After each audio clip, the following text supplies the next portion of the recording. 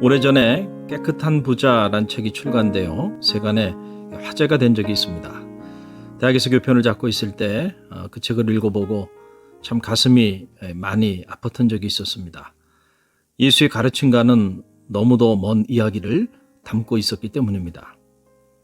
예수의 물질관을 단지 땅의 경제 논리에서만 생각하면 안 됩니다.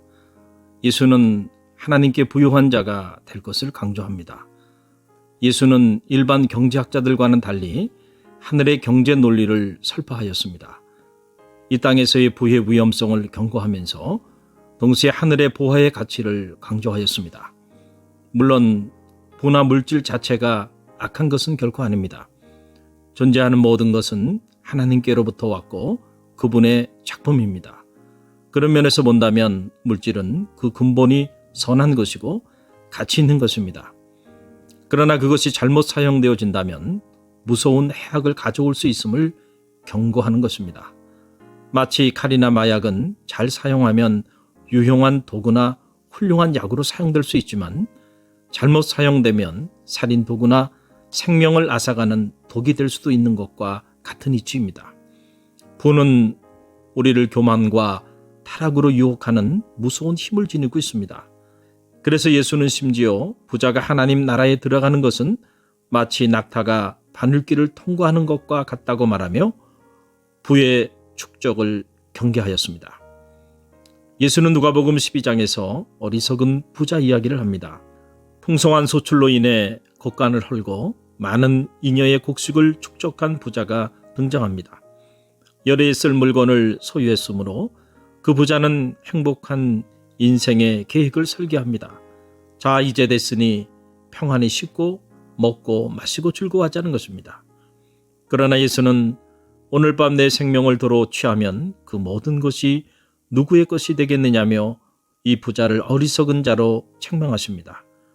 자신을 위해서 재물을 축적하고 하나님께 대하여는 부여하지 못한 자가 다 이와 같다고 말합니다. 그러므로 예수는 모든 것은 함께 나누어야 한다고 생각합니다. 재물뿐 아니라 오늘 우리의 시간과 재능과 삶 전체를 나누며 살아야 한다는 것입니다. 세계 식량 계획에서 발표한 기아 실태 보고에 의하면 8억 명 정도가 매일 밤 굶주린 채 잠자리에 든다고 합니다. 그중 대부분은 여성과 어린이입니다. 5살 이하 어린이 2억 명 정도가 식량 부족으로 인해서 체중 미달입니다.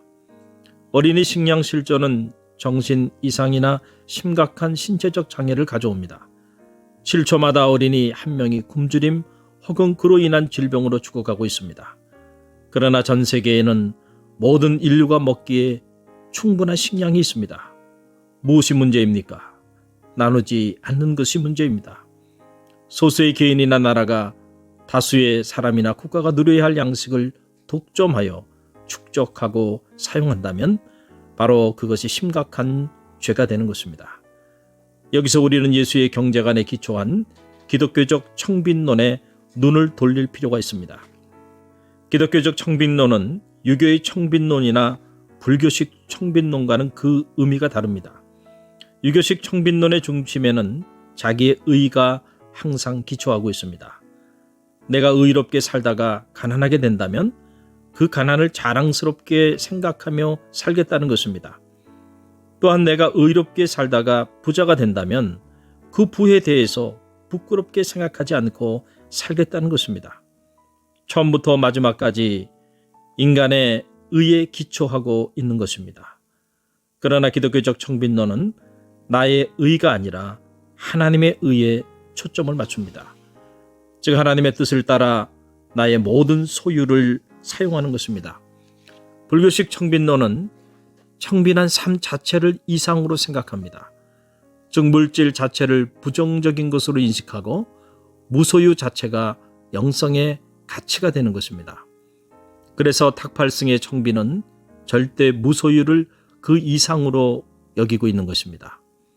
그러나 기독교적 청빈론은 물질 자체를 악으로 부정하지 않습니다.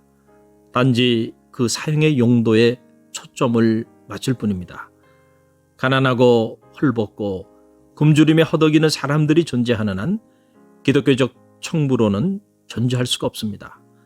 깨끗이 벌어서 하나님이 정해주신 목가르기를 잘하면 얼마든지 부자가 되어 부를 누려도 상관없다는 논리는 예수의 물질관과는 그 궤를 달리하는 것입니다. 이것은 대단히 바리새적 청빈론에 가깝습니다. 깨끗이 벌어서 하나님의 목과 다른 사람의 목, 그리고 나 자신의 목 나누기를 잘하면 얼마든지 부자로 살아도 된다는 것입니다. 그러나 예수는 이런 식의 청부론을 거부하였습니다. 마태복음 19장에서 예수는 한 부자 청년을 만납니다. 그는 젊은 나이에 부자가 되었으나 영생의 문제는 해결하지 못했습니다. 그래서 그 청년은 예수를 찾아왔습니다. 어떻게 하면 영생에 이를 수 있습니까? 예수의 대답은 계명을 지키라는 것이었습니다. 그런데 알고 보니 이 부자 청년은 어릴 때부터 철저히 모세 율법을 따라 계명을 지키며 신앙생활을 잘 해왔던 사람이었습니다. 예수는 다시 그 부자 청년에게 요구합니다. 내가 한 가지 부족한 것이 있구나. 내 소유를 다 팔아 가난한 자들에게 나눠주라. 그리고 나를 따르라. 그리하면 하늘의 보화가 내게 있으리라. 그러나 그 청년은 재물이 많음으로 심히 근심하며 돌아갔다고 성서는 기록하고 있습니다. 누가 진정한 부자입니까?